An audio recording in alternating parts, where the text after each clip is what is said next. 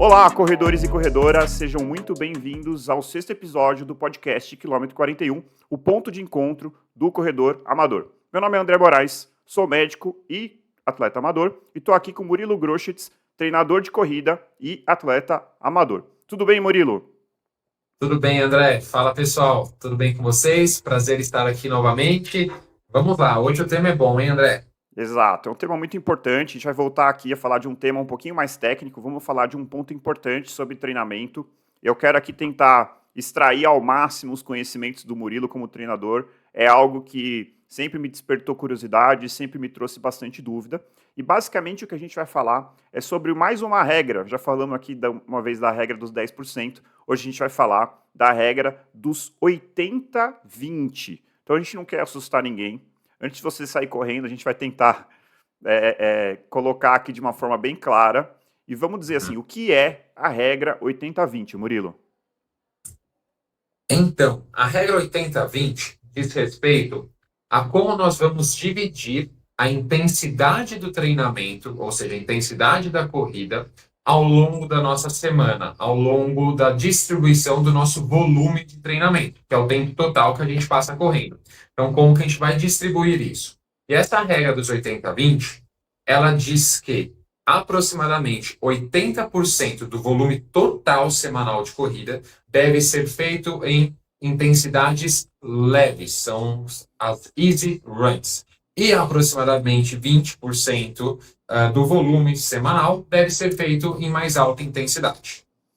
Perfeito. Então, você tem lá, eu corri 40 quilômetros na semana, 80% desses 40 quilômetros tem que ser leve e apenas 20% tem que ser intenso. Então, basicamente, assim, o treinador, o atleta, assim, uma coisa que a gente tem que parar para pensar é aquele atleta que todo treino está terminando na exaustão, aquele atleta que cada treino é uma loucura, está chegando no limite todo treino, provavelmente tem alguma coisa errada com o treinamento dele. Com certeza, é isso. Aquele atleta que sai para fazer uma rodagem que o treinador pediu para ser uma rodagem leve e ele fica ofegante durante todo o treino, né? Ele sai para fazer um aquecimento, ele começa o treino e no fim do aquecimento ele também já está cansado. Quer dizer que tem alguma coisa talvez errada e talvez discordante com essa regra dos 80-20. Perfeito, Murilo. E aí eu enxergo isso da seguinte forma, assim, né? A gente pode estar não seguindo esta regra dos 80-20, porque existe um erro de prescrição, ou seja, ou a pessoa não tem um treinador habilitado, ou a pessoa está tendo um erro de execução, né? Então, assim, o treinador está colocando lá, uma grande maioria dos treinos, 80% dos treinos, dentro de uma zona leve, mas o atleta, por algum motivo, não está seguindo isso, está exagerando no treino. E aí, fazendo o link para entender por que o atleta faz isso, né? Eu mesmo tenho dificuldade, e tenho até hoje, dificuldade em entender, assim, o que é leve, o que é moderado, o que é pesado, como que a gente pode se guiar? A gente se guia exclusivamente por frequência cardíaca, a gente usa percepção de esforço, como que você recomenda que a gente coloque, que ajudar o atleta a perceber se ele está fazendo um treino leve ou se ele está fazendo um treino pesado? Legal, André. Essa pergunta é excelente. Eu acho que é dúvida de quase todo mundo que corre. Existe a gente precisa entender primeiramente as zonas de frequência cardíaca, né? E elas têm uma correlação muito grande com os limiares ventilatórios. Então, mais uma vez, para todo mundo que está nos ouvindo, não se assustem, a gente vai tentar explicar de uma forma bem simples, tá? Então é o seguinte, pessoal, imaginem que vocês vão fazer um esforço incremental, tá? Vamos supor que você está numa esteira e que você vai começar ali caminhando a 1 km por hora. E aí essa esteira ela vai aumentando de velocidade gradativamente. A cada 1 minuto, vamos supor que aumentemos 1 km por hora na velocidade, Beleza. até que você chegue na sua máxima exaustão. Aquele momento em que você não aguenta mais nenhum segundo e você pede para parar o teste. Quem já fez teste ergométrico, que normalmente o cardiologista pede, ou quem já teve a oportunidade de fazer um teste ainda mais robusto, como o teste ergospirométrico, vai entender bem o que eu estou falando aqui, tá? É bem provável que quem já fez vai entender, mas quem ainda não fez dá para imaginar.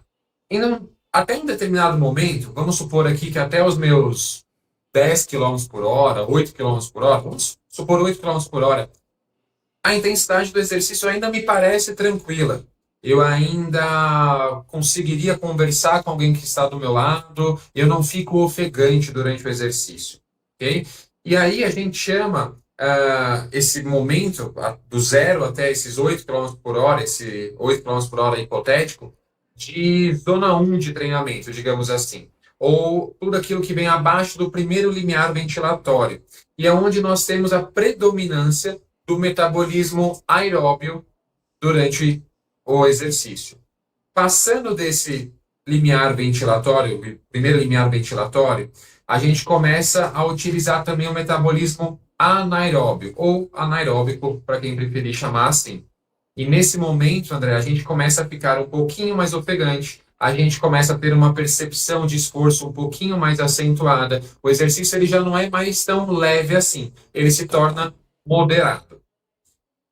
Tá Vamos bom? supor, mais uma vez, um exemplo hipotético, que nos 12 quilômetros por hora eu já começo a ficar mais ofegante, eu já começo a ter uma aceleração da minha respiração, eu já começo a entender que aquele exercício ele já não é mais tão leve, ele já é intenso e eu não consigo mais suportar esse exercício por muito tempo.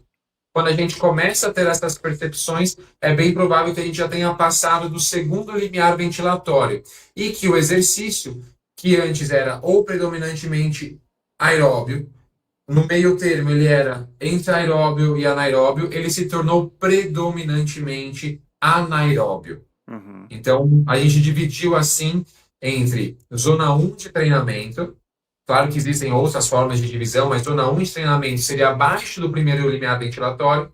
A zona 2 de treinamento, que seria entre os limiares ventilatórios. E a zona 3 de treinamento seria acima do segundo limiar Tá, ventilatório. deixa eu só ver se eu entendi. Então, abaixo do primeiro limiar é puramente aeróbico, ou seja, eu não estou produzindo lactato, eu estou ali totalmente aeróbico, certo? Estou Isso, predominantemente aeróbio, utilizando fibra do tipo 1, que são fibras lentas. aeróbias.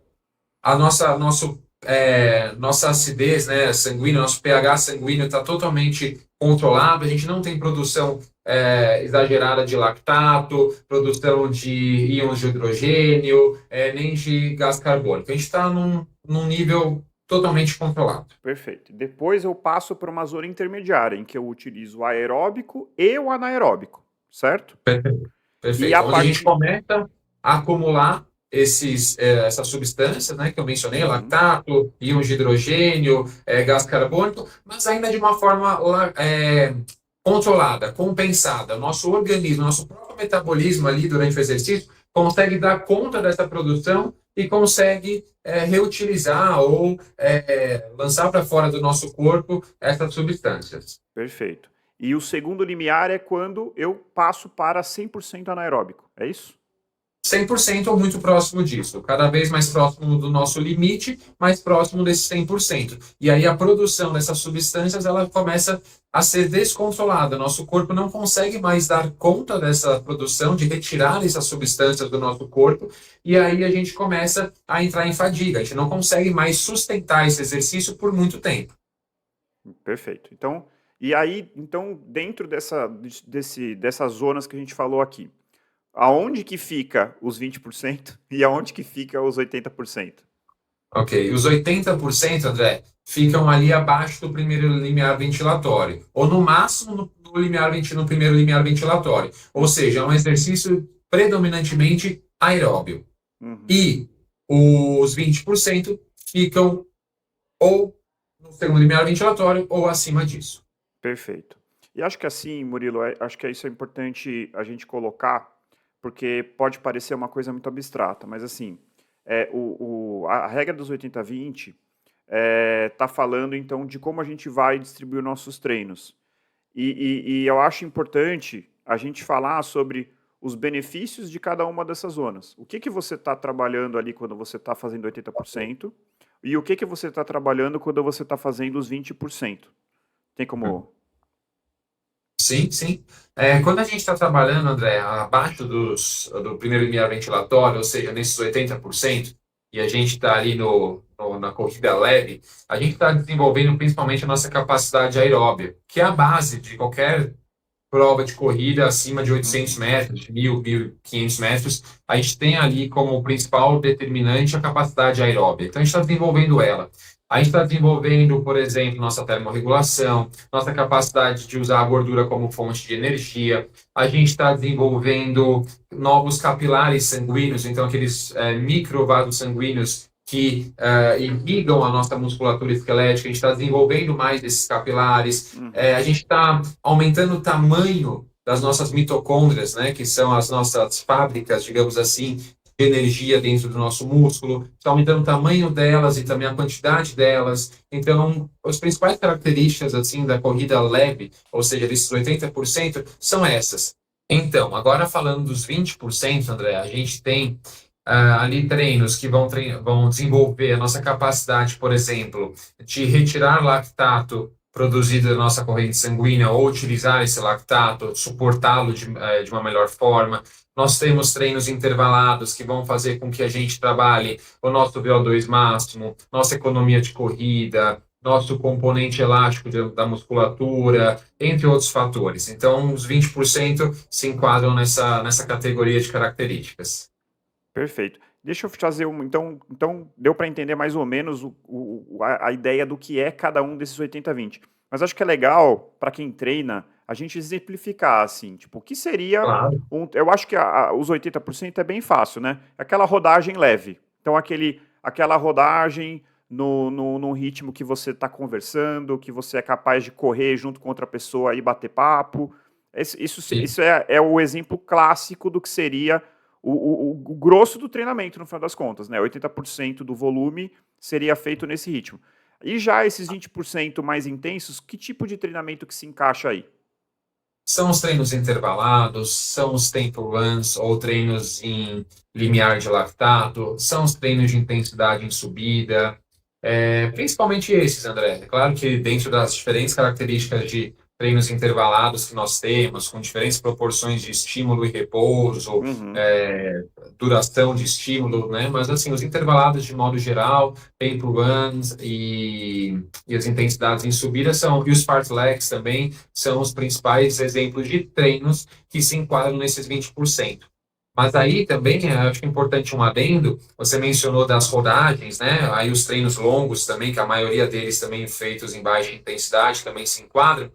Mas dentro desses treinos que nós mencionamos, os intervalados, intensidades em subidas, etc., nós temos momentos nesses treinos que eles também se encaixam dentro dos 80%, que são os momentos de aquecimento, de desaquecimento e de recuperação depois de um estímulo mais intenso. Esse volume de treino dispendido nessas sessões também se enquadram dentro dos 80%. Perfeito, isso é muito importante, né? Até o corredor vai lá e fala assim, beleza, eu tenho uma tempo run. Tempo run, geralmente, você tem um miolo de intensidade longo, né? Que seria ali mais ou menos o seu ritmo de uns 10K. Mas você tem o aquecimento e o desaquecimento. Se você for para a cabeça, hoje é tempo run, eu vou já sair matando. Então, assim, não. Mesmo num treino que a proposta do dia é fazer um miolo de tempo run, então, sei lá, você vai treinar 15 minutos em tempo, que você vai treinar ali no ritmo de 10K, mais 15 de aquecimento, mais 15 de desaquecimento. Então, a pessoa tem que ter essa cabeça, estou me aquecendo, vou fazer aqui leve, e aí vai entrar nos 80%, vou fazer um miolo forte, e depois vou fazer mais uma parte leve, que se encaixa também dentro dos 80%. Isso ajuda a entender um pouco, porque senão passa a impressão que a pessoa vai rodar e nunca vai fazer treino de intensidade. Na verdade, mesmo nos treinos de intensidade, você tem momentos que devem ser leves, né?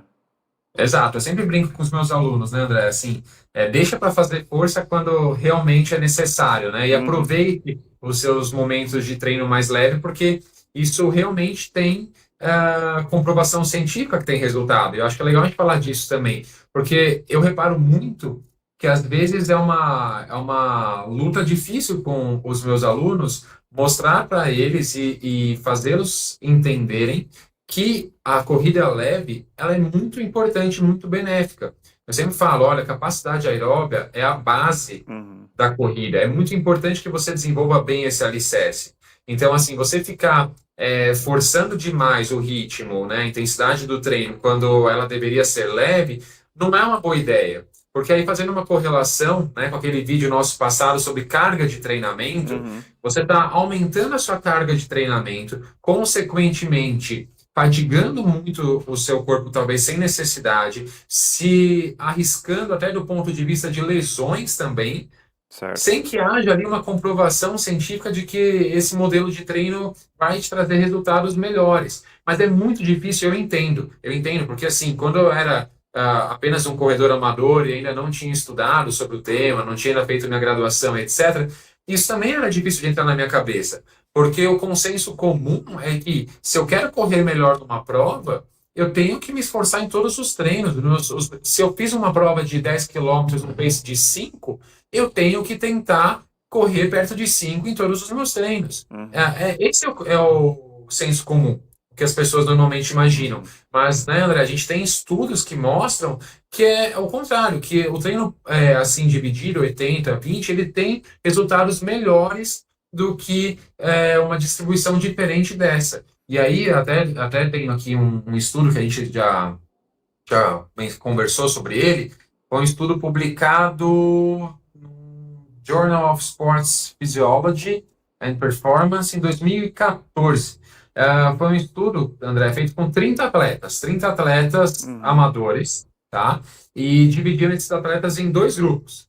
Um grupo, ele fez 10 semanas de treinamento Uhum. dentro do programa 80-20, dentro dessa distribuição de treinamento, e o outro grupo, ou seja, os outros 15 atletas, eles treinaram uma porcentagem mais alta do volume de treino deles dentro dos dois limiares ventilatórios, ou seja, dentro daquele ritmo que nós consideramos moderado, intensidade moderada Uhum. de exercício. E aí, como forma de analisar o desempenho desses atletas, os pesquisadores pediram para que os sujeitos, né, desse estudo Uhum. fizessem uma prova de 10 quilômetros Perfeito. antes e depois dessas 10 semanas de intervenção. E aí notou-se que o grupo de treino 80-20 teve uma melhora mais significativa na performance nos 10K se comparado ao outro grupo.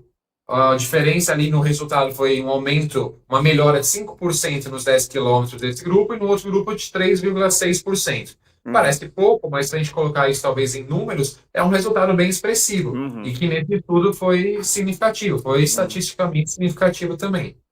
Perfeito. Então, assim, acho que a gente pode pontuar que, assim, essa regra tem dois principais pontos, né? Que um é o ganho de performance, é, porque ela vai te permitir fazer. Acaba que você acaba tendo a possibilidade de fazer um volume até maior, já que a grande parte do seu treino vai ser de intensidade leve, né? Hum. E o outro ponto é a prevenção de lesão, que a gente já falou aqui em outros episódios, mas assim, quando você faz um treino intervalado, quando você faz uma tempo run, ou mesmo quando você faz uma prova, você agrediu o seu corpo. Se Hum. você no dia seguinte vai fazer o que é para ser uma rodagem, e você vai lá e dá uma nova agressão, você vai colocar a agressão em cima da agressão.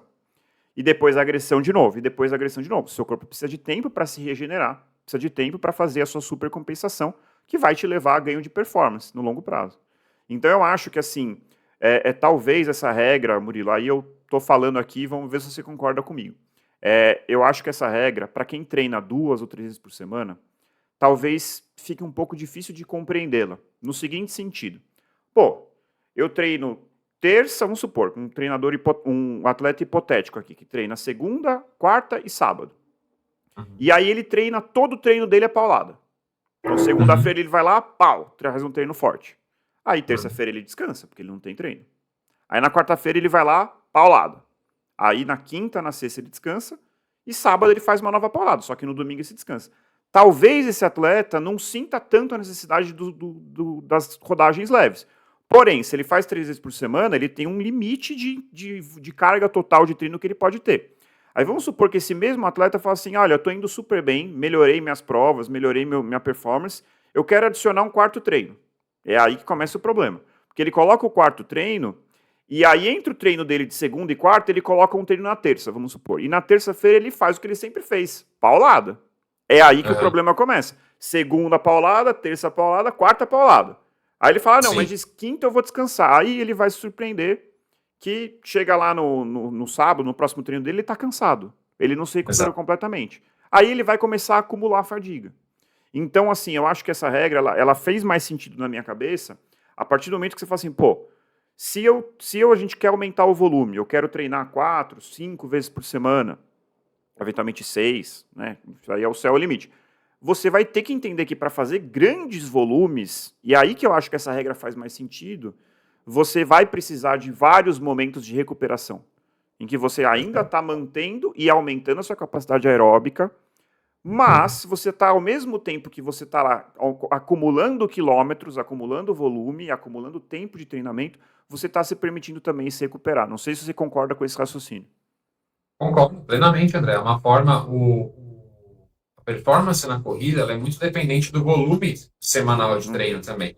Então, quanto mais bem condicionado o atleta, mais audaciosas são as suas metas, né? Seja em distância de provas ou de melhora de uhum, tempos em provas, o volume ele é muito importante, né? E a gente respeitar essa regra dos 80-20 nos assegura fazer esse aumento de volume de forma segura, de uhum, forma a evitar lesões. Então, de forma a não aumentar drasticamente a carga de treinamento. Então, isso é extremamente importante. Realmente fica muito mais visível para um atleta quando ele começa a treinar mais vezes numa semana. Ele uhum. fica mais sensível a essa fadiga, a esse aumento de carga de treinamento, e ele começa a perceber que não, ele precisa dessas sessões em Exato, baixa intensidade, que elas são extremamente importantes, porque senão ele não aguenta o tranco. Ele não vai exatamente. aguentar, ele não vai conseguir performar bem. E quando ele for fazer um intervalado, quando ele for fazer um tempo run, ele vai sentir que está faltando perna, que ele não está rendendo. É, E aí, por que será? Às vezes ele está errando no ritmo. exato. E assim, os treinos, os 20%, né? A gente está falando aqui muito dos 80, né? Mas assim, a gente não quer minimizar a importância do 20, né? Não. Os treinos de intensidade são fundamentais. A questão é que para você conseguir executar a intensidade, o seu corpo tem que estar descansado, ele tem que ter condição de colocar essa intensidade. Se você está exausto com fadigas anteriores, você não vai nem conseguir performar. Aí você vai chegar lá, você tem que fazer um tempo run, você faz um tempo run num ritmo inferior ao seu 10K, por exemplo. Fala, pô, se eu corri 10 quilômetros, sei lá, para 4:10 de pace, e eu não estou conseguindo fazer aqui um miolo de 20 minutos, tem alguma coisa errada. Sim, tem alguma coisa errada, você está cansado. Então, assim, e aí você não está dando para o seu corpo o estímulo que você precisava. Eu acho que essa que é a grande dificuldade. E a outra dificuldade, Murilo, que até a gente acabou não falando antes, mas assim, a gente falou das zonas de treinamento, mas a grande dificuldade que eu tenho, e tenho até hoje, não tenho vergonha de falar, é justamente de entender, será que eu estou correndo leve o suficiente? Será que eu estou correndo lento o suficiente? Para a grande maioria das pessoas, e é contraintuitivo, né? Então, sair para correr e falar assim, não vou correr rápido, eu vou correr devagar. Não vou fazer um treino forte. Hoje o meu treino é regenerativo. Se tem algumas dicas assim para que essa pessoa consiga se guiar e falar assim, pô, isso aqui é um treino leve, tô aqui num leve. Sim, com certeza eu tenho, André. Assim, melhor das hipóteses, né, o padrão ouro dessa definição do que é leve e do que não é, seria o corredor, a corredora fazer um teste ergospirométrico, né, aquele teste semelhante ao ergométrico que as pessoas normalmente fazem, mas com um analisador de gases, né, aquela máscara que é colocada Uhum, no rosto para analisar troca gasosa, respiração e etc. Aquele é o melhor dos testes, porque ele vai determinar com muita precisão qual é o seu primeiro limiar ventilatório e o segundo limiar ventilatório. E a gente consegue determinar o que é o leve, o que é o moderado, o que é o intenso, né? Se a gente uhum, dividir dessa forma bem simplista em três partes. Agora, são poucas as pessoas que têm acesso a um teste desse, né? Não é tão fácil assim de se encontrar, de realizá-lo, etc. Então, assim, André, a minha principal dica para o atleta entender se ele está num easy run ou não, numa corrida leve ou não, é a sua percepção de esforço. Isso é muito, muito importante. Numa escala de 0 a 10, então 0, você está no repouso, né? Aquela sofá, percepção de quando você sofá, está vem no Netflix. sofá, vendo Netflix, deitado na cama lendo um livro. Esse é o 0. E Uhum, 10 é você está no seu máximo, no seu limite. A corrida leve ela fica ali no máximo numa nota 4, 3, 4. Isso é uma corrida leve. Agora, um pouco difícil ainda de determinar, não estou muito familiarizado ainda com essa escala de 0 a 10. O teste da fala, o talk test, ele tem uma alta correlação com zonas de frequência cardíaca também. Então, assim, se você é capaz de conversar com alguém do seu lado durante uma corrida leve, ok, quer dizer que ela realmente está leve. Se você começa a ficar ofegante, começa a fazer pausas nessa fala, depois de uma frase muito longa, para você puxar o ar, quer dizer que você já está passando, talvez, com um ritmo mais moderado. E aí, talvez, o ideal seja reduzir um pouquinho. Tem muitas pessoas que me perguntam, e sobre frequência cardíaca, funciona, não funciona? Funciona, claro. Principalmente se a gente tiver ali o teste ergospirométrico, ele vai determinar também as frequências cardíacas em que o nosso metabolismo predominante mudou, né? A gente mudou de primeiro para segundo limiar ventilatório. Mas, mesmo que a gente use os nossos relógios para aferir frequência cardíaca, há uma margem de erro, principalmente quando a aferição é feita no punho, né? O cenário ideal, o melhor cenário seria a utilização daquelas fitas de frequência cardíaca, elas têm uma aferição um pouco mais precisa. E um outro fator também é que, se tem um teste ergospirométrico, determinar com exatidão o que é a frequência cardíaca, qual o percentual de frequência cardíaca determina o primeiro limiar ventilatório e qual o percentual de frequência cardíaca determina o segundo limiar ventilatório, isso é muito genérico. Então, a gente pode falar em 50%, em 60%, em 70%. A gente não acha um consenso muito grande em relação a isso. Até porque cada ser humano tem a sua individualidade biológica. Então, a gente não tem como determinar com exatidão quais são esses percentuais. Perfeito. Isso eu acho que a parte de zonas de treinamento, acho que cabe um episódio só para falar sobre isso, tem outros pontos muito relevantes aí.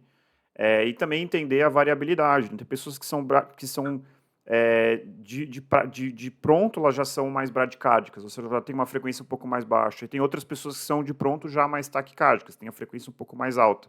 Além disso, vai variar com o seu descanso, vai variar com o clima. Então, em dias quentes, sua frequência vai ser mais alta. Então, e aí eu acho que a questão da percepção de esforço é muito importante para você se guiar, né? Easy run num dia fresquinho, 20 graus, 19 graus, vai ser um ritmo. Easy run no dia onda de calor 35 graus é outro, né?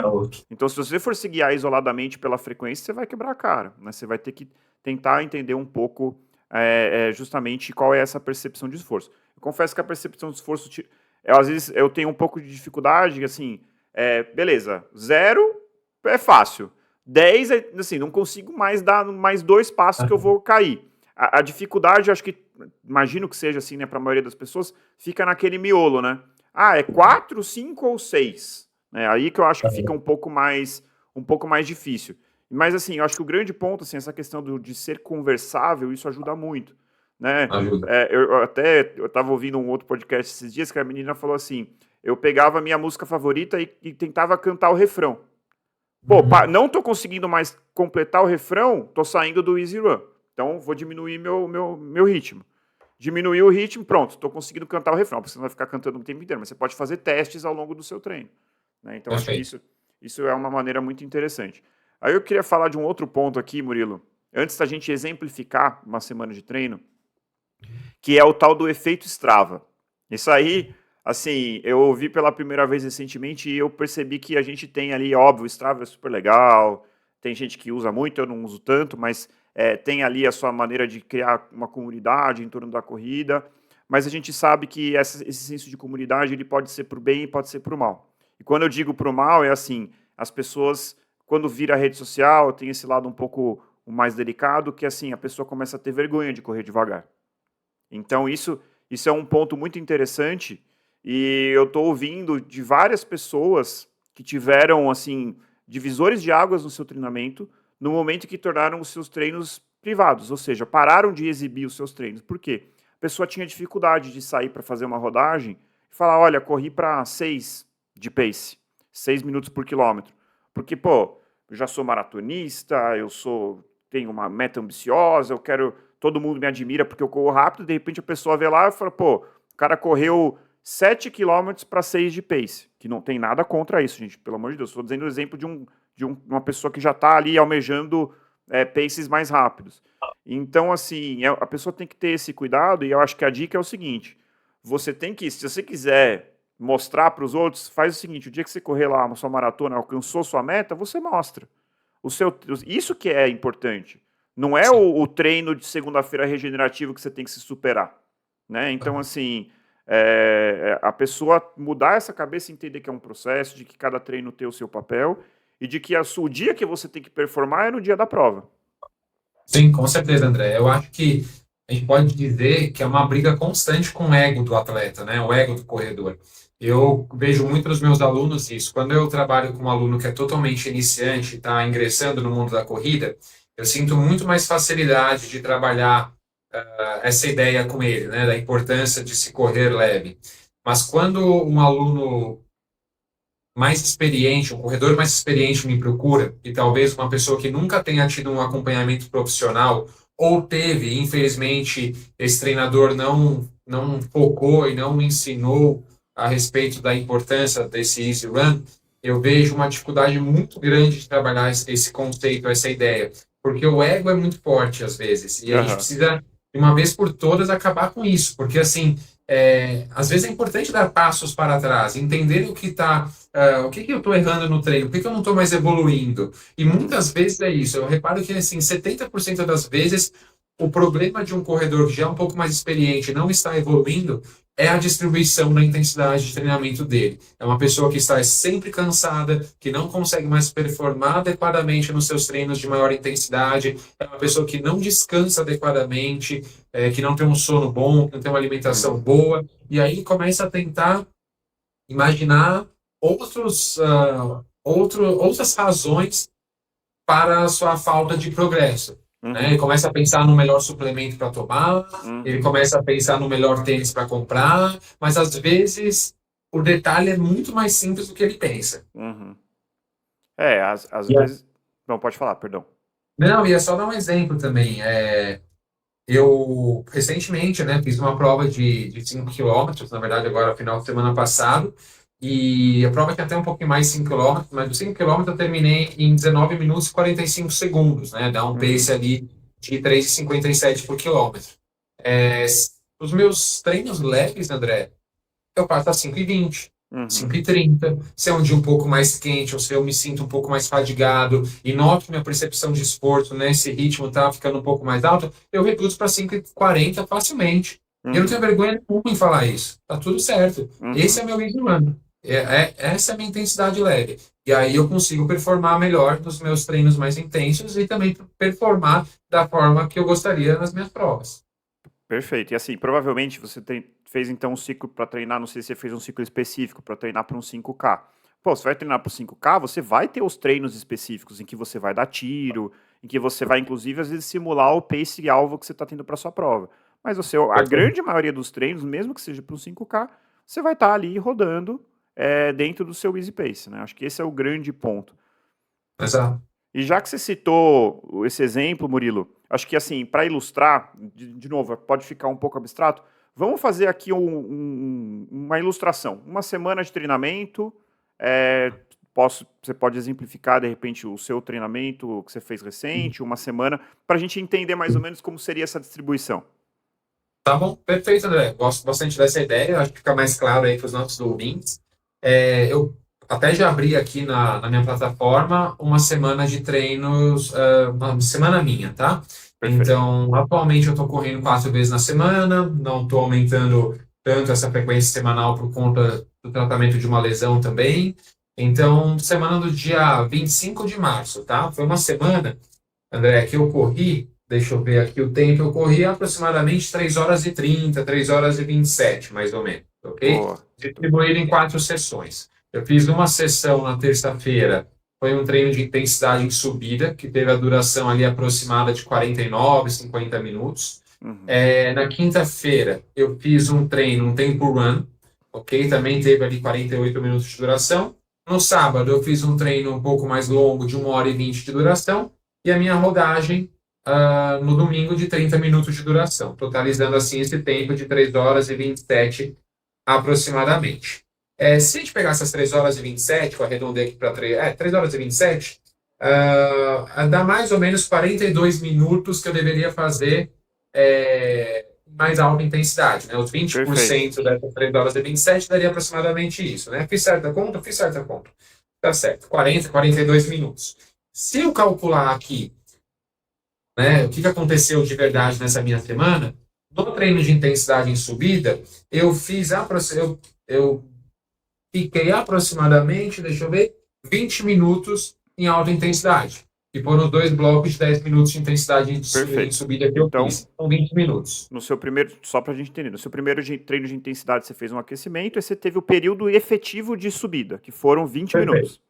Beleza. perfeito. Distribuindo em 2 blocos de 10 minutos. Então, ao todo, nesse treino que teve 49 minutos de duração, eu me mantive numa intensidade mais alta de exercício por aproximadamente 20 minutos. Ok? Perfeito. No treino da quinta-feira, que foi o meu tempo run, eu fiz o aquecimento, o desaquecimento, e a parte principal do meu treino, que foi essa parte do tempo run propriamente dita, eu mantive ali um pace um pouco mais forte durante 18 minutos apenas, ok? Tá. Então, tomando ali os 20 com 18, eu já tenho 38 minutos em mais alta intensidade nessa semana. Perfeito. E aí, o meu treino longo do final de semana, foram 15 quilômetros ali, uma hora e 20. Eu fiz uma baixa intensidade, eu fiz um pace de 5,20 por quilômetro. E a minha rodagem no final de semana, que eu fiz um pace até mais leve, que eu já estava um pouco fadigado, aquele exemplo que eu mencionei Uhum. anteriormente, eu fiz um ritmo de 5,50 por quilômetro. Aham. Ok? Então também foi um easy run, também foi uma corrida leve.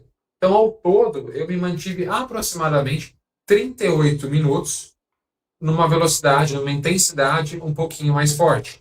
E aí, com aquela conta que a gente fez anteriormente, eu deveria ter ficado perto dos 40 minutos, Então então foi 38, 40 a mesma coisa. tá ali dentro do desvio padrão aceitável. Então, esse foi um exemplo de uma semana em que a gente pode notar essa característica do treino dividido em 80 a 20%. Maravilha, Murilo. Acho que isso ajuda bastante assim a ilustrar e entender, porque parece tão absurdo, né? 80% leve, mas a hora que a gente entende que nos treinos intensos você vai ter parte leve também, isso fica bem mais compreensível assim, né? Fica bem mais claro, né? Acho que esse é um bom exemplo. Eu acho que como a gente sempre fala, assunto para a gente falar de intensidade de treinamento não falta. Isso aqui é de novo mais uma introdução. A gente tem vários conceitos para trazer ao longo dos próximos episódios. É isso. E André, mais uma ponto interessante, e é até um convite, né, para quem está nos ouvindo. Se você já sabe fazer esse 80-20, se você já respeita seus treinos leves, parabéns, você já é um corredor muito diferenciado por conta disso. Mas se você ainda não é, se você ainda tem vergonha de correr leve, se você ainda acha que isso não vai trazer resultados para você, o convite é que você tente ali por um mês, mais ou menos, mudar um pouquinho o seu modo de pensar e tentar realmente fazer os treinos leves de forma leve, de verdade. Aham. Você vai ver o quanto isso é libertador e o quanto isso vai te trazer mais pique, mais gás para Uhum. fazer os seus treinos de mais alta intensidade. E o quanto você vai se sentir melhor ao longo da sua semana de treinos. Faz uma baita diferença. Isso é uma coisa que a gente acabou não comentando, mas é interessante, né? Que é o desgaste mental, né? Então, assim, se você vai associar, né, toda vez que você vai correr é um martírio, é uma paulada, como eu já falei aqui várias vezes, assim, você pode ter o perfil, que é o perfil de alguns corredores, que correr bem é correr sofrido. Tem gente que pensa assim, né? Mas, assim, acho que não é a maioria das pessoas, né? Então, assim, daqui a pouco você está associando o dia do seu treino de corrida com um dia de sofrimento. Então, assim, Hum, existe uma fadiga mental ali também, né? Acho que isso é muito importante, né? Assim, com você, certeza. pô, eu posso falar que, assim, o dia que eu mais gosto é o dia longo, né? Que é um dia que você vai correr bastante tempo, você vai pensar na vida, geralmente é final de semana, você está mais relaxado, você vai olhando a cidade, é o dia para ir ouvindo uma música, né? Até você fez um post recente falando de música. Eu gosto de ouvir música nos dias de treino longo, de rodagem leve. No meio do intervalado, a música te confunde até. Você não, você Sim. não tem, você não tem espaço mental para ouvir aquela música. E acho que isso é uma parte gostosa da corrida também, né? Existe uma parte ali também que eu acho que aumenta a longevidade do corredor, tanto no sentido de prevenção de lesão, quanto no sentido de alcançar os objetivos que ele deseja, quanto no sentido de associar algum prazer à corrida. Eu acho que isso é muito importante. Com certeza, André. E é um clássico exemplo de que menos é mais, muitas É. vezes, né? E aí, só duas curiosidades também. Eu vi recentemente um Reels no Instagram de atletas quenianos fazendo um treino regenerativo, correndo, se eu não me engano, num pace de ou 5,30 ou 6 por quilômetro, né? Uhum. As mesmas pessoas que performam ali a 3, 2,50 por quilômetro numa maratona. É absurda a Então, diferença. também, absurda a diferença, né? E eu também, outro dia, estava lendo um livro, já faz muitos anos, na verdade, isso não foi outro dia, faz muitos anos. Se eu não me engano, atletas de. Estavam mencionando alguns atletas de corrida de montanha, e eles respeitam tanto essas corridas leves que em alguns treinos regenerativos, quando eles fazem percursos com Uhum. muitos aclives e declives, em alguns momentos eles caminham na Ah, sim, subida. com certeza. Então, assim, se atletas profissionais fazem isso, quem somos nós, mortais, É. para respeitar essa regra, né? Não, e assim, Murilo, isso é outro ponto interessante. É assim, um racional que eu tive esse insight recente. Agora eu tô falando aqui, gente, não é evidência científica, né? Mas eu acho que tem um certo racional. Quando você corre num tiro, você não só a parte de limiar ventilatório, de metabolismo, mas a sua ativação muscular é completamente diferente de quando você corre leve. Então, se você pensar que a maioria das lesões acontecem em decorrência de esforços repetitivos, então, por exemplo, por que você tem uma tendinite do Aquiles? Porque você começou a correr acima da capacidade daquele tendão e desenvolveu uma lesão. Só que quando você está correndo leve, por exemplo, eu até te mandei esse artigo, você ativa muito mais o quadríceps, né, que é a musculatura da coxa. Na medida em que você passa da corrida leve em direção a um tiro, você começa a ativar cada vez mais posterior, glúteo e panturrilha. Então pensa só o seguinte, você está, ao correr em diferentes ritmos ao longo da sua semana, você está trabalhando o seu corpo, a sua parte cardiovascular, mas também a parte muscular de formas diferentes. Então é intuitivo que você vai acabar tendo menos lesão. Porque se você está sempre no limite, sempre no treino forte, você está sempre estimulando posterior de coxa e panturrilha. Posterior de coxa e panturrilha. Isso Perfeito. vai levar a uma sobrecarga daquele grupo muscular. Por outro lado, quando você está numa rodagem leve, você vai preservar essa musculatura e estimular uma outra parte. E sendo que em ambos os treinos você está levando a uma aptidão cardiovascular maior. Né? Então, assim, eu acho que isso é um grande ponto no sentido de mudar a cabeça. Pô, tô correndo leve, não tô treinando, não, eu tô fazendo um outro tipo de treino. Perfeito, André. Excelente essa colocação. Então é isso, acho que a gente pontuou aí bastante coisa sobre esse ponto, e é aquela coisa, devagar a gente vai mais longe, né, assim, é difícil, eu acho assim, Murilo, não sei se você concorda, eu acho que aquele atleta, aquele corredor, que aprende o objetivo de cada treino e aprende a correr leve, para mim, é um dos pontos que separam o corredor iniciante para o intermediário avançado ou o intermediário para o avançado. Eu acho que Com certeza. esse pulo do Concordo. gato, assim, para mim um dos divisores de águas, assim, que faz aquele corredor se transformar num corredor avançado ou intermediário. Não sei se você concorda. Concordo. É o atleta que já entende o porquê de cada um dos treinos, né? Ele já entende a proposta das sessões de treinamento, ele entende que o leve é importante, que o intenso também tem sua importância, o momento adequado de cada um deles e aprende a respeitar cada um deles. Isso é extremamente importante. Maravilha, Murilo. Muito obrigado mais uma vez aí. Deu um show de conhecimento aí sobre treinamento de corrida. Agradeço. E a gente se encontra aí de novo. Valeu, Murilo. André. Obrigado, pessoal. Até a próxima. É isso aí. Então, corredores e corredoras, encontre o seu motivo para continuar correndo e nós nos encontramos no próximo quilômetro 41. Até lá, obrigado. Até.